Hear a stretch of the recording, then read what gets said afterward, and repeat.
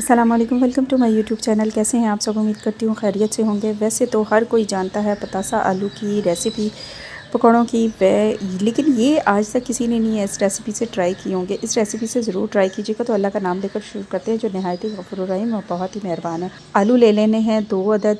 उनको जो है वो गोल स्लाइसिस में कट कर लेना है। 1-2 चम्मच मैदा, 2 चम्मच जो है वो बेसन और उसमें थोड़ी सी अजवाइन, थोड़ा सा ज़ीरा, थोड़ी सी काली मिर्चें, थोड़ी सी लाल मिर्चें, थोड़ा सा नमक, थोड़ा सा जो है वो चाट मसाला, थोड़ा सा गरम मसाला पिसा हुआ और थोड़ा सा ही जो है हम इसमें डाल देंगे हल्दी का पाउडर। और कुछ भी नहीं डालना है इस सबको। और थोड़ी सी कसूरी मेथी डालकर इसको जो है वो अच्छे तरीके से मिक्स कर लेंगे। और उसके ऊपर थोड़ा सा जो है वो ग्रीन चिली और जो है वो अदरक लहसुन का पेस्ट डाल देंगे और थोड़ा थोड़ा पानी लेकर इसका पेस्ट बना लेंगे। थोड़ा सा थिक सा पेस्ट बनाएंगे, बहुत ज़्यादा पतला भी ना हो, बहुत ज़्यादा डार्क गाढ़ा भी ना हो।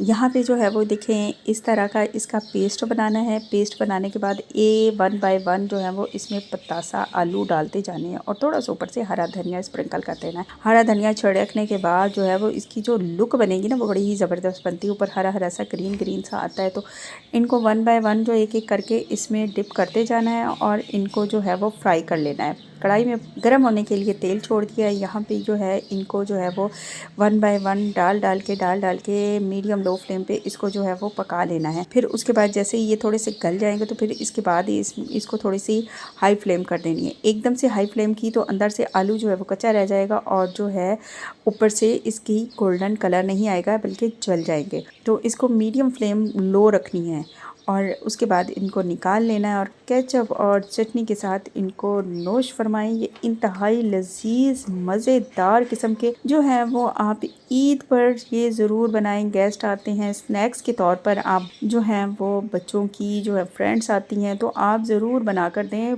दीवाने हो जाएंगे आपके इन स्नैक्स के। आपकी तारीफ़ किए बगैर नहीं जाएंगे कि आंटी जी आपने तो बड़े ही ज़बरदस्त किस्म के स्नैक्स तैयार किए हैं। तो आप ये ज़रूर ट्राई कीजिएगा। चाय के साथ बच्चों को जो है वो ज़रूर दीजिएगा। और साथ ही मैंने जो है वो चॉकलेट केक भी बनाया, उसकी रेसिपी भी ट्राई कीजिएगा ईद स्पेशल केक के लिए। तो ये दोनों डिशेस तो हैं ईद पर बनना ज़रूरी है, बनना भी चाहिए। इसके बगैर तो ईद अधूरी हो जाएगी।